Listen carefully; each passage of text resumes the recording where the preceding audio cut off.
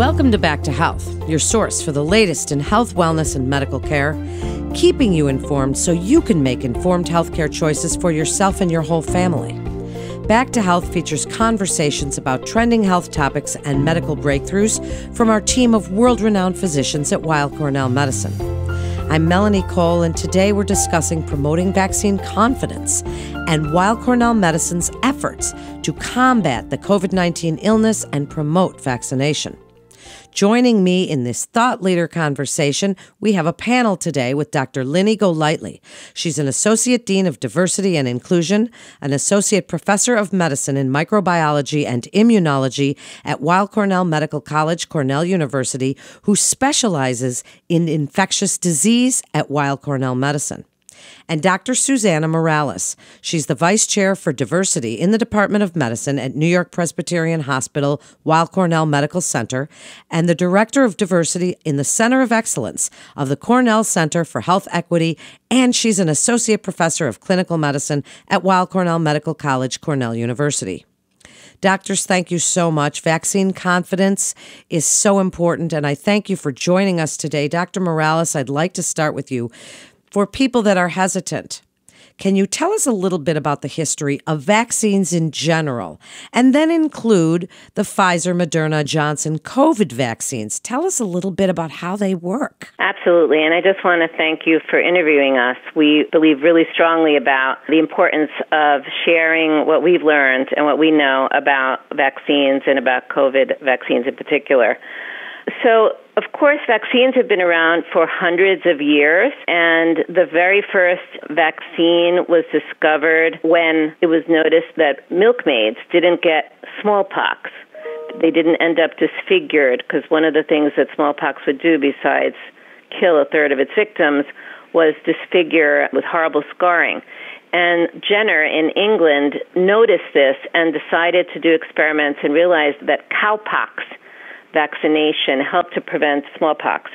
So the smallpox vaccination was the first vaccine, and it was introduced into this country in the 1700s or so. General Washington mandated smallpox vaccination for the Revolutionary troops, and since that time, multiple vaccinations have come our way. Smallpox was eradicated in 1980 around the world, which is an amazing victory of medical science. Before that, 5 million people used to die every year from smallpox. And now we have vaccines, of course, against measles, mumps, rubella. Polio is almost at the stage of being eradicated around the world. So vaccines are really miracles of medical science.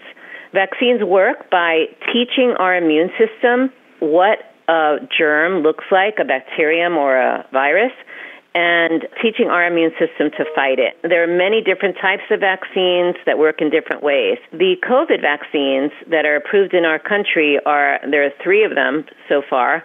2 of them are called mRNA vaccines, and one of them is what's called a viral vector vaccine. That's the Johnson & Johnson vaccine. The Pfizer and Moderna are mRNA vaccines. And mRNA vaccines are newly approved as a technology, but had been studied for many years. So one of the important things that I started to hear from my own patients was that fear about people that the vaccines came about too quickly. But what I don't think people are fully aware of is that there was a backstory, that this mRNA research had been going on for a really long time. And also there was evidence and knowledge about how to fight coronaviruses, because there were other bad coronaviruses that had come about before. And so it was known that you needed to attack the spike protein. So all 3 of the currently approved vaccines help our bodies develop antibodies against the spike protein. And they are really a miracle of international cooperation, of investment, of all the brilliant minds, vaccine scientists, getting together around the world to work on this.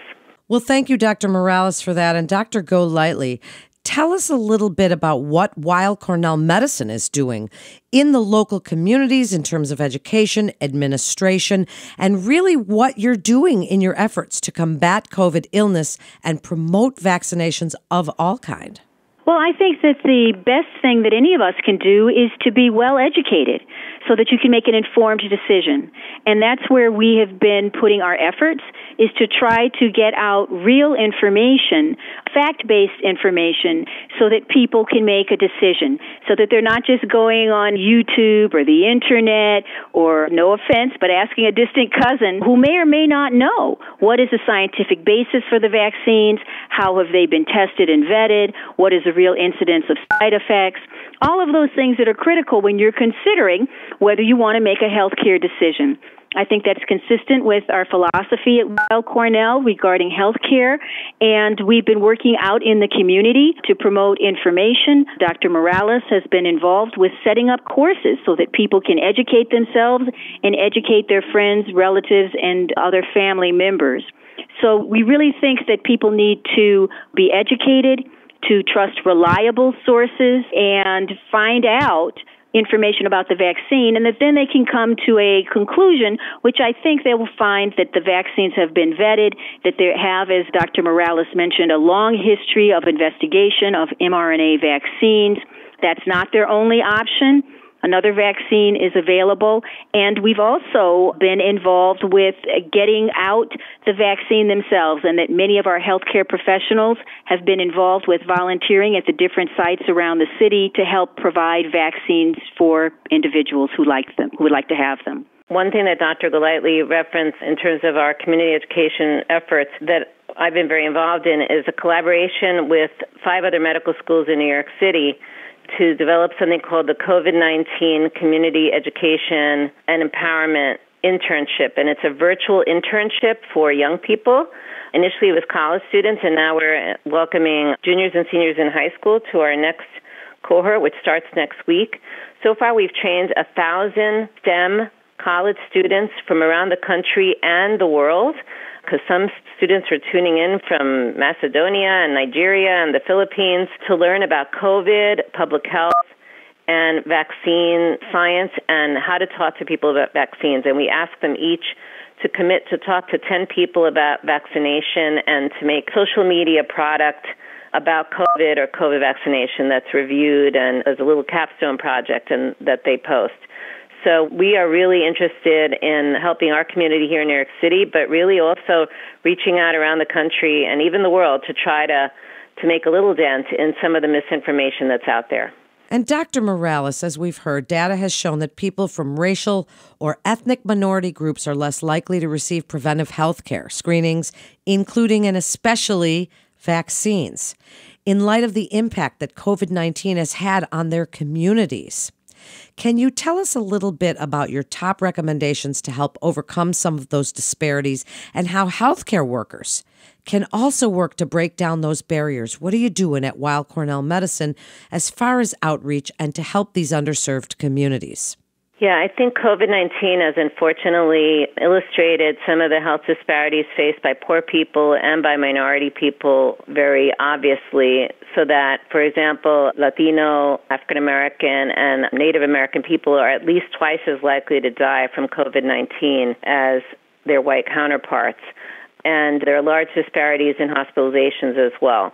So the reasons for disparities are complex, but include historic structural inequities, and especially with COVID, with the infectious disease. A lot of minority folks are frontline workers, don't necessarily have access to care, and so forth. What we've been working on is especially doing outreach to communities of color, although, of course, we've reached out to everyone. We've been working with national organizations, the National Medical Association, the National Hispanic Medical Association, to unite with other providers of color and trusted messengers. I was involved in something that the Kaiser Family Foundation put together with other groups called greaterthancovid.org. And there are actually several New York Presbyterian doctors and nurses and community health workers that worked with that project to make videos about COVID-19 questions that people have, both in English and in Spanish. The Dalio Center for Health Justice, part of NYP, is a collaborative effort with Cornell doctors and Columbia doctors and other providers. And Dalio has been working as well with us to provide multilingual education efforts. So there's a lot of work going on. And I think we're pretty excited that the numbers in New York City are a lot better than the rest of the country, but now we are concerned about still pockets in New York City that have low vaccine uptake. We're working with the Department of Health as well, the New York City Department of Health, to increase vaccine access. So we've been doing a lot of work just trying to address this from many different angles to see whether we can help people over the hump to get vaccinated. Which leads beautifully into my next question. Dr. Golightly, if people are nervous at the thought of getting vaccinated, and we've mentioned our Facebook MDs, Google MDs, people are talking to their uncles on social media and getting their better information or what they think is. So let's break that down a little bit. If they're nervous about getting vaccinated, and we've already said education and dispelling misinformation is the key, what do you tell them when they ask you directly, I don't trust these vaccines, or somebody said this? What do you say? I ask them what it is that concerns them. Everyone has something specific that concerns them, and I try to answer the questions that they have. We can't be dismissive of people's concerns and worries, particularly in our communities of color, where there has been a history of mistrust, and for good reason. And so I ask them, what is it that you're concerned about? What is it that worries you? And I try to answer their specific concern. I tell them that there are trusted sources, that if they go to the CDC website, the NMA was mentioned, the Weill Cornell site, we have information available to them, and to reach out to their healthcare professional, to their personal physician, who in most cases people trust, and ask them their questions. I think that we can't ignore these concerns. They're real. Most of them are based on a little bit of fact somewhere, as Dr. Morales actually reminds us many times, and we need to take them seriously and make sure that they feel comfortable, but again, that it's based in science and the facts and not these random things that unfortunately are out there. And now, Dr. Morales, if vaccinated, as many of us are, hopefully more of us than less of us, but as a result of the variant, we've been hearing about the Delta variant. We've even heard some recent news about a very, very few, very small number of people that have gotten this breakthrough infection. Tell us about mask wearing, because I myself, double vaxxed, waiting for my booster, am a masker. Everywhere I go, I barely leave my house without wearing this thing. But why are we doing that? Why is it important that the World Health Organization is telling vaccinated people, even vaccinated people, that wearing a mask can still help protect us? I mean, you doctors have been wearing masks for decades and centuries. So tell us what you want people to know about that. Yeah, I think part of the thing that's confused the public is that initially the evidence about whether masks were absolutely necessary was unclear early in the pandemic. At this point, the evidence is very clear that masks are important. COVID spreads primarily through respiratory droplets, small droplets, but it also does something called aerosolizes, teeny, teeny, weeny little droplets that float in the air, even when the person's already walked by, can also infect people. So at this point, the recommendation is, and the evidence shows, that the masking protects both the wearer and other people from the wearer. Because, of course, one of the challenges is, and one of the reasons that COVID has been so horrible, is that people can be infectious a couple of days before they actually develop symptoms on themselves. And so it's really important for us to protect each other and ourselves. The dilemma with Delta in particular is it's much more contagious, much more deadly, affecting younger and younger people, including children. And little kids aren't yet eligible for vaccination. And, of course, a lot of people just haven't been vaccinated yet. There's still a lot of anxiety. So the only way that we're going to really get beyond the pandemic is using all the methods available to us, both vaccination and masking, especially in indoor locations. It seems that outdoors, unless you're really on top of each other, you're safer. And that's what the CDC is recommending, that if you're going to be together with other people, outdoor is better. But masking works. It's not dangerous. Like you said, we doctors in the hospital wear masks all day long. The only thing it does is sometimes my nose is a little sore. And if I could just mention, those of us that are vaccinated can certainly be asymptomatic yet be infectious to other people. So I could be just fine and never know that I had acquired the virus, yet pass it on to someone else. And so I think in consideration to my neighbor, I wear a mask.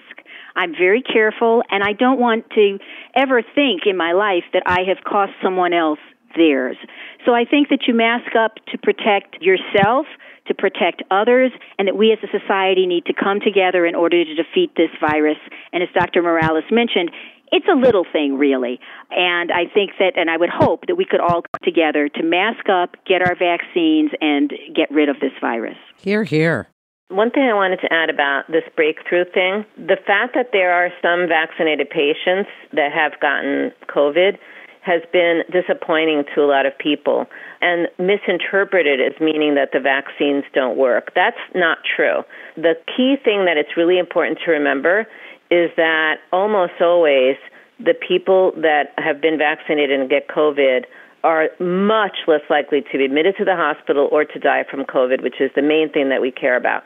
Of course, it would be wonderful if it was 100% effective against all COVID, but even in the original clinical trials, there were some vaccinated people that got COVID, but none of those people ended up in the hospital or dying. But because occasionally, especially very elderly people or very sick people may get really serious COVID even if they're vaccinated, that's one of the reasons that boosters are being recommended for certain people. And the final recommendations about the Moderna and the Johnson & Johnson are about to come out. And that I think masking is still going to be important, even if you're vaccinated. Well, it certainly shows how, as a caring society, we can go about protecting our most medically vulnerable. I'd love to give you each a chance for a final thought here today. So, Dr. Morales, starting with you, I want you to reiterate how important it is to review those findings from reputable sources and anything else that you have felt frustrated about or excited about or hopeful about that you would like listeners to take away from this episode, this really important episode today. And you doctors are so knowledgeable on these topics of vaccines. I would like you to speak to the listeners and tell them what you would like them to know about vaccine confidence and talking to their trusted providers at Weill Cornell Medicine. I really do believe that vaccines in general are really a miracle of medicine. They have probably saved more lives than anything else except maybe clean water. And these COVID vaccinations were certainly an answer to my prayers. I was taking care of people with COVID, and I was very frightened. And the day I got my vaccine, I danced. I've just gotten my booster. I was pretty excited about that. Got my mom to get her booster. I really, practice what I preach. I talk about vaccines every day. I'm a primary care doctor. I really believe that these vaccines are safe, that they're effective, and that we all need to put our trust in science. Remember that when we vaccinate ourselves, we're also vaccinating for the people around us, for our communities, our loved ones. I really do believe it's an act of love. So I wish everybody good health and safety.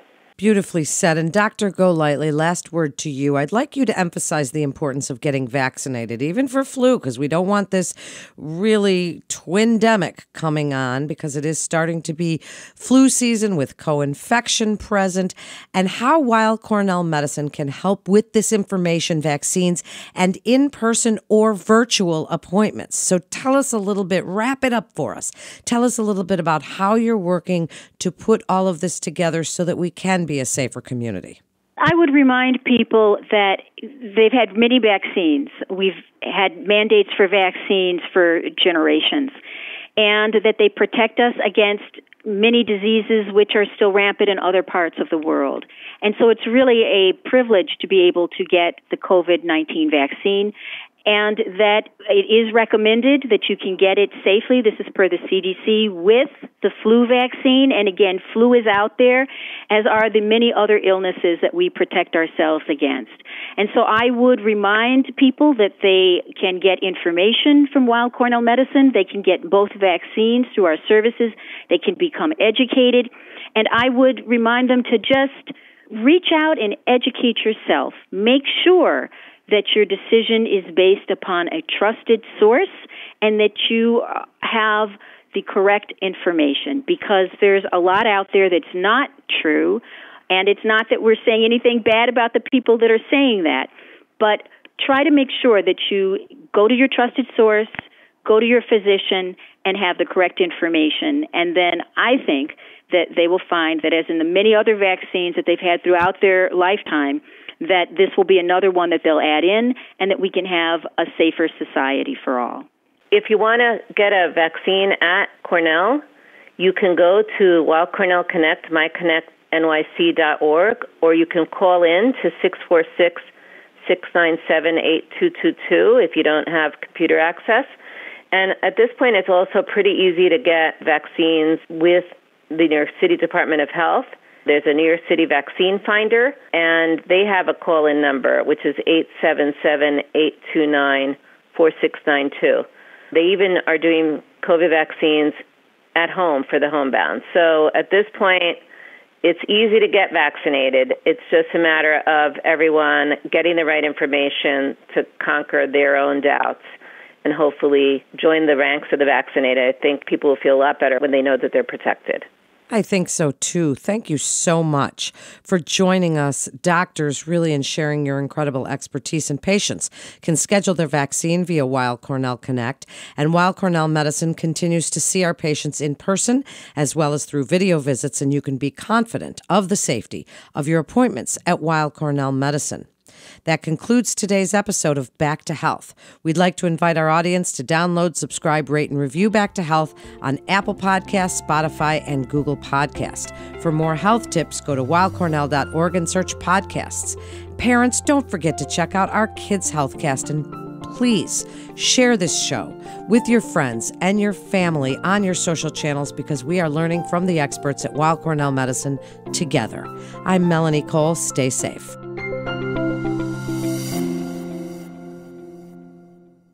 Every parent wants what's best for their children. But in the age of the internet, it can be difficult to navigate what is actually fact-based or pure speculation. Cut through the noise with Kids Healthcast, featuring Weill Cornell Medicine's expert physicians and researchers discussing a wide range of health topics, providing information on the latest medical science. Finally, a podcast to help you make informed choices for your family's health and wellness. Subscribe wherever you listen to podcasts. Also, don't forget to rate us 5 stars. All information contained in this podcast is intended for informational and educational purposes. The information is not intended nor suited to be a replacement or substitute for professional medical treatment or for professional medical advice relative to a specific medical question or condition. We urge you to always seek the advice of your physician or medical professional with respect to your medical condition or questions. Weill Cornell Medicine makes no warranty, guarantee, or representation as to the accuracy or sufficiency of the information featured in this podcast, and any reliance on such information is done at your own risk. Participants may have consulting, equity, board membership, or other relationships with pharmaceutical, biotech, or device companies unrelated to their role in this podcast. No payments have been made by any company to endorse any treatments, devices, or procedures, and Weill Cornell Medicine does not endorse, approve, or recommend any product, service, or entity mentioned in this podcast. Opinions expressed in this podcast are those of the speaker and do not represent the perspectives of Weill Cornell Medicine as an institution.